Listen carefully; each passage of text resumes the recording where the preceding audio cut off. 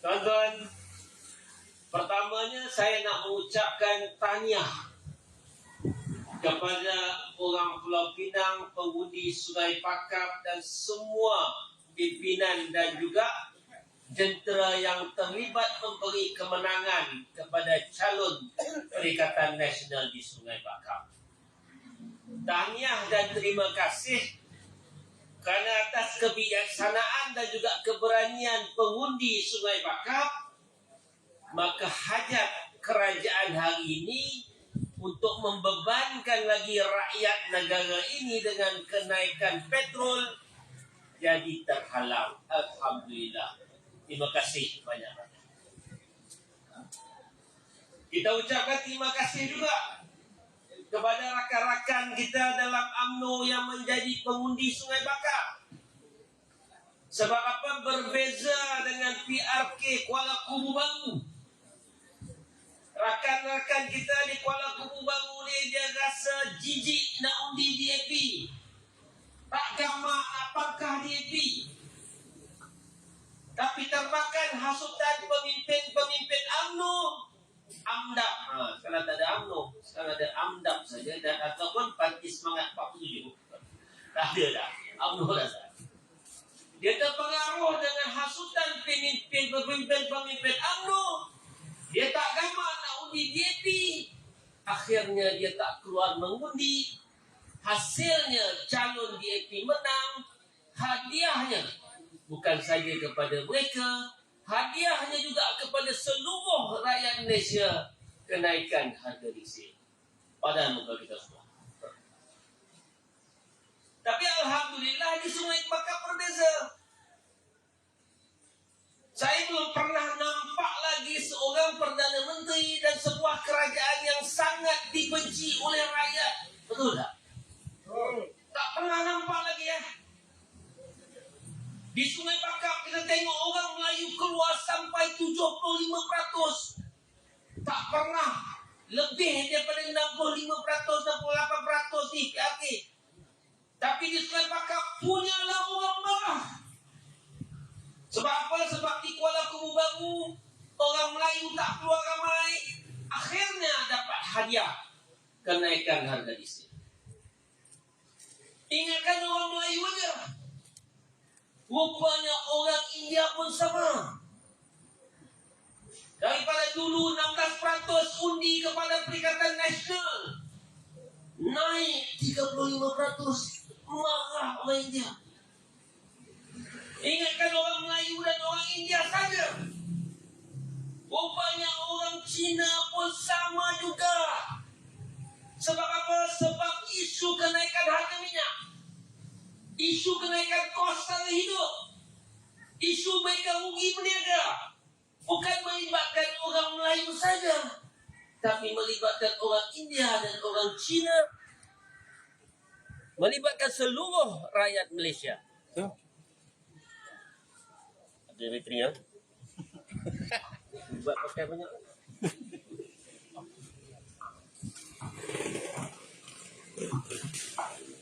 Wah, habis. Kemarahan ini bukan hanya kepada orang Melayu, bukan kepada orang India saja, tapi kepada orang Cina, kerana ini melibatkan apa yang mereka makan, apa yang mereka belanja setiap hari. Sebab itu kalau tengok orang Cina sendiri, mereka mungkin tak gamak nak bagi kemenangan kepada PN, tapi hanya 42% saja yang keluar, 58% tak keluar. 5%, dulu 0% bagi undi kepada Perikatan Nasional, kali ini bagi 5%. Dan dengan mereka tak hadir ramai itu, dan dengan 5% undi ini, mereka berjaya memberi kemenangan kepada Perikatan Nasional, dan orang Sungai Pakap berjaya memberi mesej yang seluruh rakyat Malaysia nak sampaikan kepada kerajaan Lembu Kenyang ni, bahawa rakyat marah dan rakyat tak boleh tahan dengan apa yang mereka lakukan kepada kita semua. Betul tak? Sebab itu waktu di Tambun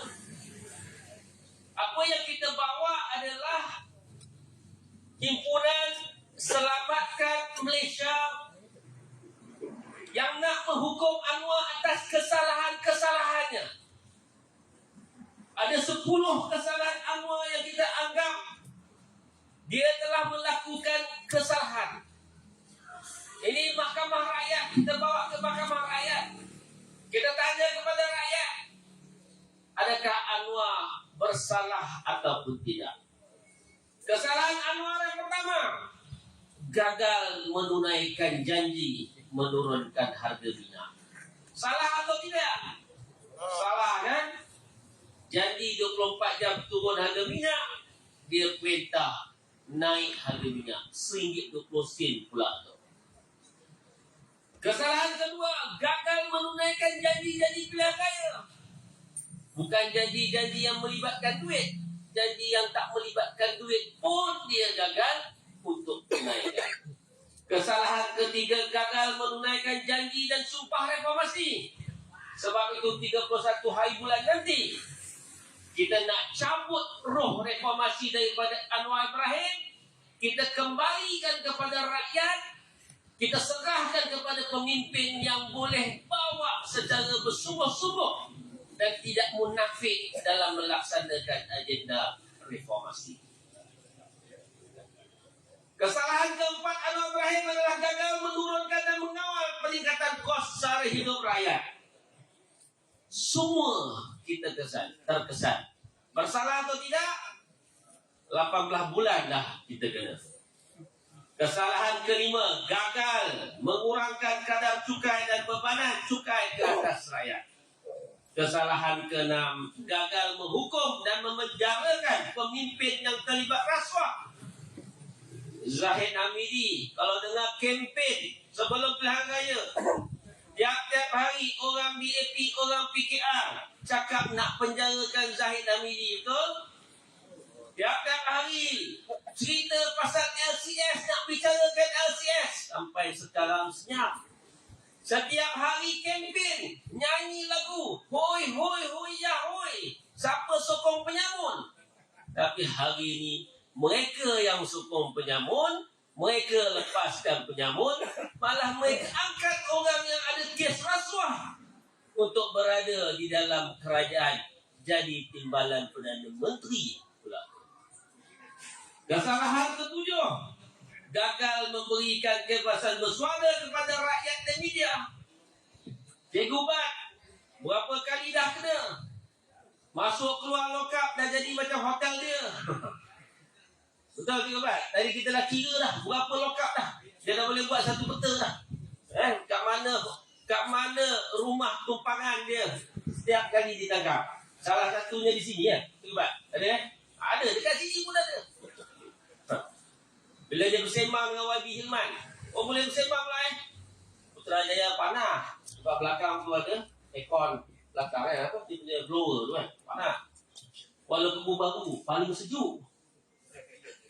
Boleh bincang, rasanya banyak betul lokap yang dia masuk.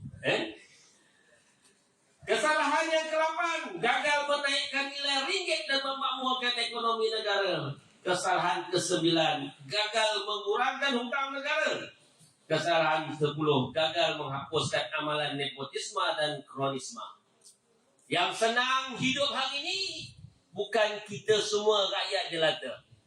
Yang senang hidup hari ini adalah kartel-kartel, tycoon, toke judi, Farhaj, Zahid Hamidi, para kroni, para kerabat, anak, bini, bapa, mentua, pemimpin BAP dan pemimpin Pakatan Harapan. Betul tak?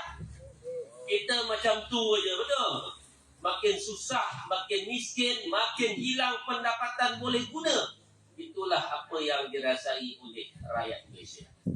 Dan ditambah pada 27 hari bulan Julai, Mahkamah Rakyat menghukum Anwar salah dalam 10 dakwaan terhadapnya. Tuan-tuan setuju? Setuju. Maksudnya Mahkamah Rakyat di balik pulau ini juga setuju bahawa Anwar bersalah terhadap 10 dakwaan tadi. Tuan-tuan, apa yang diceritakan oleh Cikgu Bat tadi,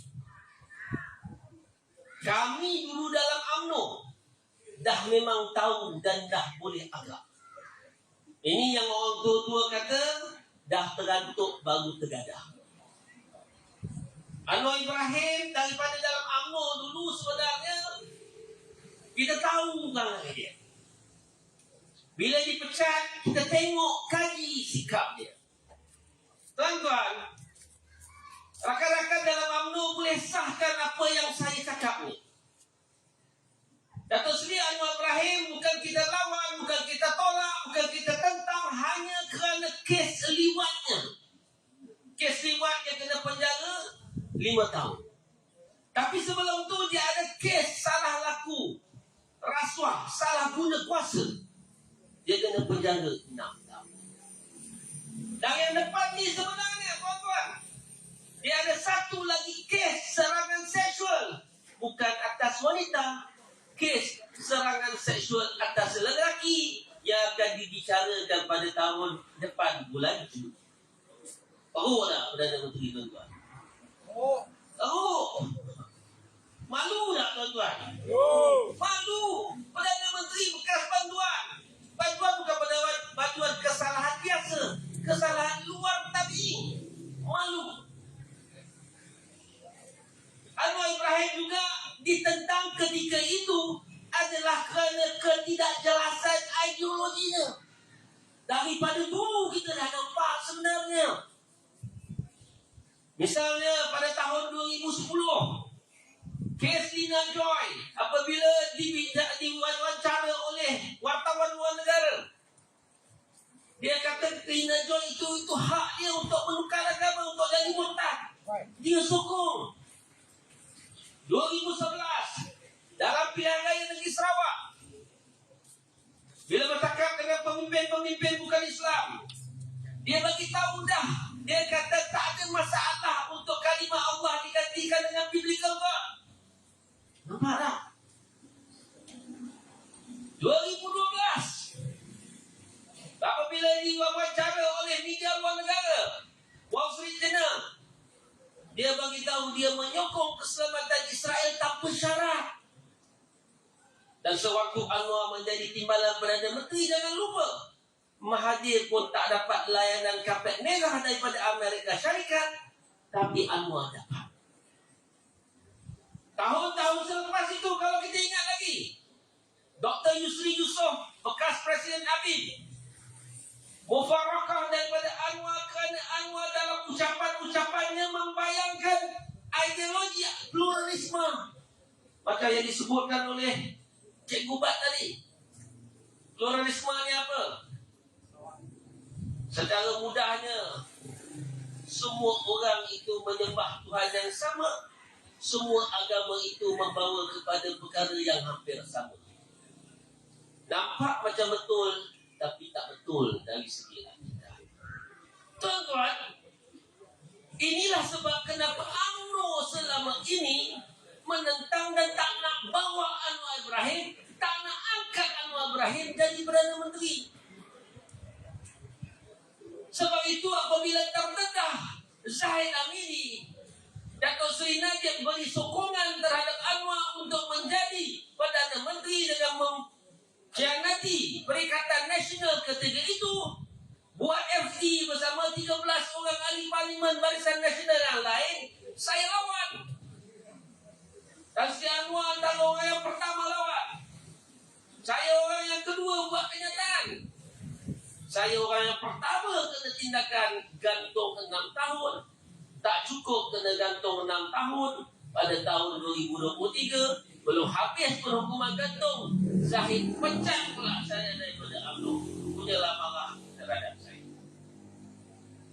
Tuan-tuan, kita dah nampak dah apa yang akan berlaku kepada negara ini apabila Anwar menjadi Perdana Menteri. Dulu lagi. Sebab itu kita lawan.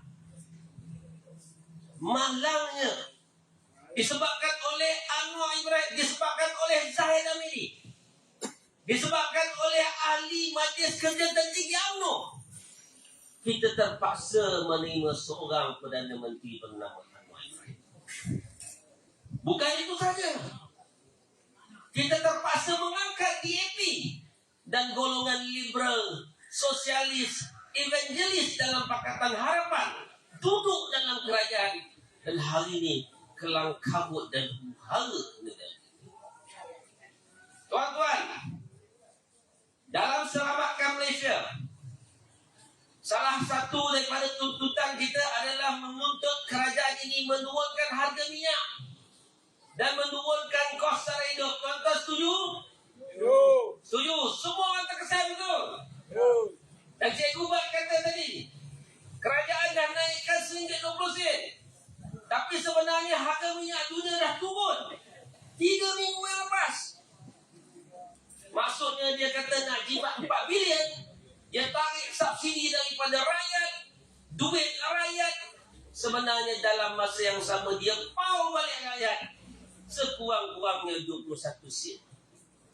Maksudnya apa? Maksudnya kalau dia bagi diesel itu RM200 sebulan, sebenarnya dia hanya bagi RM135. Maksudnya apa? Dalam masa 3 bulan ini, kalau dia kata dia nak jimatkan 4 bilion bila dia tarik duit rakyat, duit subsidi rakyat, sebenarnya setiap bulan dia collect balik daripada kita 70 juta. Kerajaan ini adalah kerajaan yang ambil dulu daripada rakyat. Cukai misalnya, GST hari itu dihapuskan, SST dikembalikan. Dan dalam SST ini bukan saja kadar yang dinaikkan, dibanyakkan lagi, diperluaskan skop dia. Dulu tak pernah pengangkutan kena GST. Dulu tak pernah pengangkutan kena SST. Sekarang dah naik 6%. Dia ambil dulu. Sama macam minyak. Naikkan RM1.20, walaupun turun dia tak ulang balik, dia turunkan sikit 5 sen. Padahal dia patut bagi sekurang-kurangnya balik kepada kita 21 sen. Sama macam bil elektrik. Kalau tuan-tuan tengok bil elektrik kita bulan 4 tahun 2023 naik lebih sekali ganda, betul tak? Orang yang dijanjikan naik tarik subsidi hanyalah T20. Tapi bulan 4 kebanyakan daripada kita mengalami kenaikan bil elektrik paling kurang sekali ganda. Yang RM50 dah tentu-tentulah B40 tu naik 100. Yang B40 RM80 bilnya naik sampai 160. Yang paling teruk mengadu pada saya di Facebook dan media sosial, naik 3 kali ganda daripada bil asal. Sebelum bulan Jun, janji tarik bulan Jun, tapi bulan April kita dah kena kenaikan yang teruk. Tuan-tuan, kita mengalami kenaikan bil sekali ganda, 2 kali ganda, sedangkan sebenarnya pada bulan September 2022, waktu Perikatan Nasional masih memerintah, harga arang batu dah mula turun. Harga dunia arang batu waktu September 2022 $425 per tan. Masa naik bil kita 2 kali ganda pada bulan April 2023, harganya dah jatuh separuh, 55%, tinggal $195 per tan. Tuan-tuan, bil elektrik turun atau naik masa tu? Naik. Naik sekali ganda ataupun turun 50%. Naik sekurang-kurangnya sekali ganda. Bulan April 2023 sampai ke bulan Jun 2024, sebenarnya harga arang batu turun lagi. Kali ini dekat 30%, daripada 195 tinggal $135 per tan. Bil elektrik tuan-tuan naik atau turun? Tetap naik tu. Sebab itu ini kerajaan yang membebankan rakyat. Dia bukan bagi kepada rakyat, dia ambil dulu daripada rakyat. Sebab itu 18 bulan ini rakyat Malaysia rasa tersiksa sangat. Tuan-tuan, banyak yang diceritakan oleh Cikgu Bat tadi. Tuntutan kedua kita adalah untuk kita lawan rasuah. Komitmen yang ditunjukkan oleh Perdana Menteri tidak cukup. Contohnya LCS dan Zahid Nabili. Dan keduanya berlaku ketidakadilan kerana nampak ada politik dendam terhadap pemimpin-pemimpin pembangkang. Kita minta dikembalikan kebebasan bersuara. Baru ini ahli parlimen macam kita mendedahkan tentang kes MASP. Dedah dalam parlimen ada immunity. Kita dedahkan di luar dalam TikTok dipadam. Kita dedahkan di luar dalam Facebook dihilangkan. Kita dedahkan di luar macam Cikgu Bat, dipanggil, ditangkap, ditahan. Didedahkan dalam parlimen pun dihalang. Inilah bentuk kezaliman kerajaan hari ini. Dan kita minta juga dalam tuntutan kita adalah untuk memastikan keselamatan dan kedaulatan negara terjamin. Isu ambalat tak tahu apa jadi sampai hari ini. Tak ada apa-apa benda yang dimaklumkan kepada parlimen. Banyak benda yang tak terus. Isu penjualan saham MASP, sebuah syarikat yang mengendalikan aset strategik negara, lapangan terbang negara, yang menjaga ruang udara negara, dijual kepada pihak asing. Padahal negara kita juga mempunyai keupayaan untuk menjaga lapangan terbang. 39 jumlah semuanya. MASP bukan syarikat rugi, syarikat untung. Tak ada masalah. Kenapa diswastakan? Kalau nak diswastakan, aset KWSP 1.4 triliun.